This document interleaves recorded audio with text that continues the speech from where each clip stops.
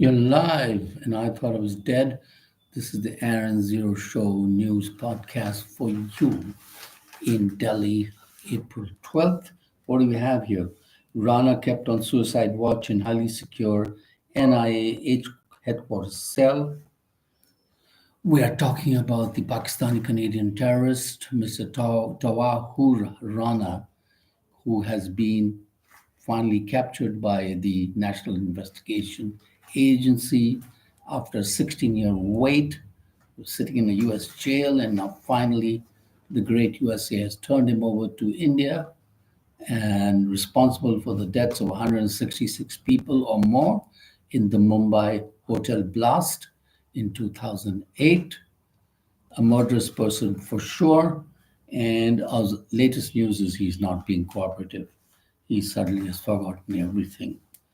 And just now, the judge has given the investigative agency 18 days custody of this man.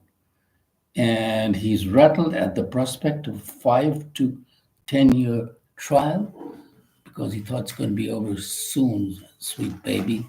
No, you've killed so many people. And according to Mr. Rana, he told his co conspirator, Mr. Headley, that Indians deserved it and that the terrorists who were killed in Bombay should be getting Pakistan's highest award for bravery. And what else do we have here? No talks at gunpoint, says Mr. Goel, on free trade agreement. Mr. Vance said to arrive April 21. Tariffs made top agenda during Veep's visit. Uh, what we see is that the Indian government is not in a terrible hurry to strike a deal immediately because actually the tariffs don't affect India's trade that much, and India is not exposed so much to the US. So they will wait and watch and hopefully get the best deal. And of course, one has to mention that Mr. Fareed Zakaria, very great commentator of US News, has said that the tariffs are mean and stupid and will only punish poor countries like Madagascar, etc., that want to export their raw materials to the US of A. And of course, the Chinese have said that this is just bullying, which I think they're quite correct, actually. It's just bullying. Sensex surges 1,310 points on US tariff pause, and it's feeling good. Surge made in investors richer by about rupees 7 lakh crore. That's pretty good. And the rupee declined 64 paisa against dollar, closes just over 86 rupees to a dollar. Mr. Z says no winners in tariff war, slaps 125% on US imports. So that is good. And the securities chief is watching the market and says it's safe just now to invest in India. And new US immigration rules mean even HIB holders could be asked for papers. And show me your papers, this demand could be, well, the reality that any immigrant to the US, even those legally on work or study visa, could now face anytime and anywhere.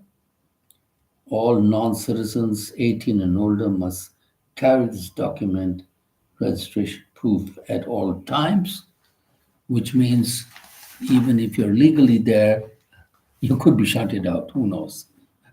Such is the reasoning of the Trump administration, which is nothing short of bullshit. And of course, Mr. Trump is a criminal. What else can we say? And in Delhi, the 6-lane flyover fixed. The Public Works Department targets civil lines gridlock, and it clears a 180 crore project near Metcalf House as kind of creating a roadblock for the ride from Signature Bridge to Salimgarh Fort. And then the Delhi-Gurgaon Expressway is also traffic congested, and there is a city within a city project there, which is spread over 1,000 acres called Global City, and there are houses planned for about 2 lakh residents, 6 schools, 1 college, 1 hospital, commercial establishments. So all this will be under the water if this roadway is not fixed.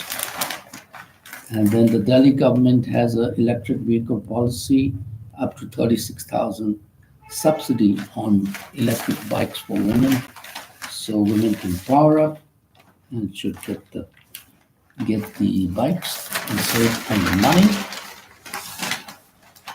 And 4,000 dark spots in the city will be lighted up, according to Delhi Chief Minister Rekha, and for public safety for women, and 129 mobile dark spots where there's poor connectivity, poor network will be improved. 233 congestion are flagged citywide, 123 under PWD, 41 already cleared, all to be revamped by June. Shelter homes to be revamped with strict identification of all people who are sheltering there. And while some street kids do rise, many still lost to trauma, intoxication, and neglect. So we have to do more for our street kids. And then what else do we have here? Shall we look at the international news? US China new breakdown of ties. Beijing raises tariffs on US to 125%. Mega headliners press for delisting of China from stock exchanges, denying and revoking visas for 300,000 Chinese pupils in US. It is a madness of backwardness in which the US is content to live under the Trump administration.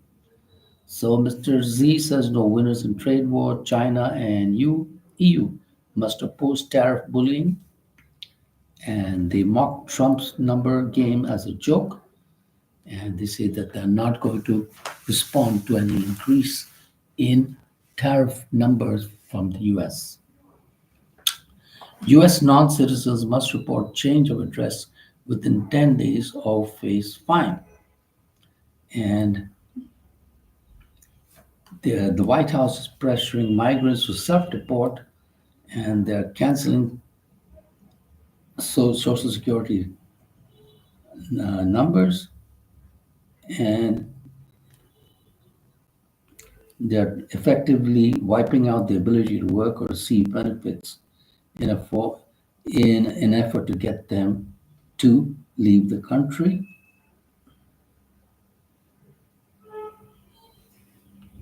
And so then the Supreme Court of USA sides with migrant deported by error, orders his return, and who knows if he can come back. While the latest is that the Palestinian protester is going to be deported, and he's a legal immigrant of the USA. How shameful is that? That means the US green card citizen means nothing at all in this time of Trump.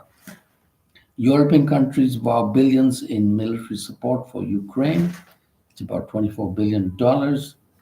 And they vow to continue the war because Mr. Putin shows no sign of stopping the war. He's quite happy to have people killed, and maybe can grab some more land from Ukraine just now. And we're still living through the consequences of the colonial period, says Nobel laureate Gurdna. Literature under his belt. He is the first writer of African origin to win the prize since Toni Morrison in 1990. Abdul Razak Gurnah remains haunted by teenage recollection working as a servant falsely accused of stealing biscuits.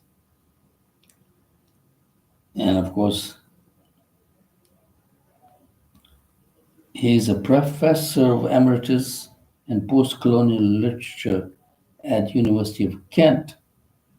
And he says that we're still living in the colonial age. And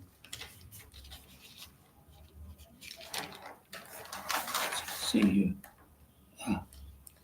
We're living through the consequences of colonial period inequality in economic terms, particularly for small places.